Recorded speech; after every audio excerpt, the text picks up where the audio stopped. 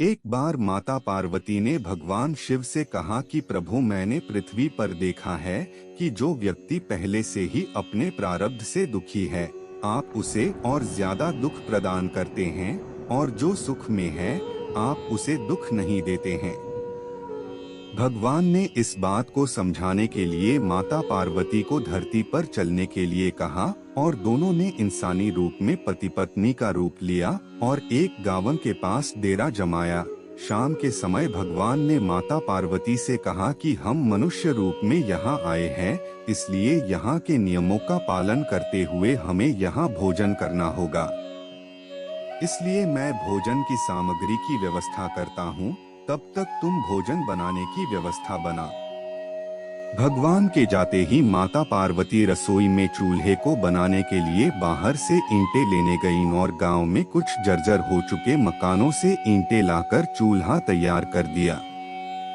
चूल्हा तैयार होते ही भगवान वहां पर बिना कुछ लाए ही प्रकट हो गए। माता पार्वती ने उनसे कहा, आप तो कुछ लेकर नहीं आए, भोजन कैसे बनेगा? भगवान बोले, पार्वती, अब तुम्हें इसकी जरूरत नहीं पड़ेगी।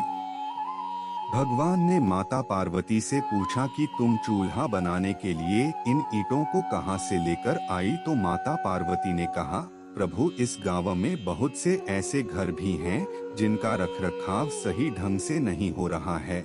उनकी जर्जर हो चुकी दीवारों से मैं ईंटें निकाल कर ले आई। भगवान ने फिर कहा, जो घर पहले से खराब थे तुमने उन्हें और खराब कर दिया।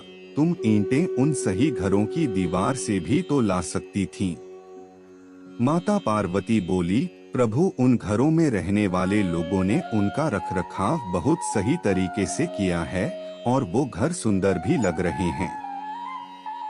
ऐसे में उनकी सुंदरता को बिगाड़ना उचित नहीं होता। भगवान बोले, पार्वती, यही तुम्हारे द्वारा पूछे गए प्रश्न का उत्तर है। जिन लोगों ने अपने घर का रखरखाव अच्छी तरह से किया है, यानी सही कर्मों से अपने जीवन को सुंदर बना रखा है, उन लोगों को दुख कैसे हो सकता है? मनुष्य के जीवन में जो भी सुखी है वो अपने कर्मों के द्वारा सुखी है, और जो दुखी है वो अपने कर्मों के द्वारा दुखी है। इसलिए हर एक मनुष्य को अपने जीवन में ऐसे ही कर्म करने चाहिए कि जिससे इतनी मजबूत व खूबसूरत इमारत खड़ी हो कि कभी भी कोई भी उसकी एक ईंट भी निकालने न पाए। प्रिय बंधुओं व मित्रों, यह काम जरा भी मुश्किल नहीं है। केवल सकारात्मक सोच और निस्वार्थ भावना की आवश्यकता है। इसलिए जीवन में हमेशा सही रास्ते का ही चयन करें और उसी पर चलें।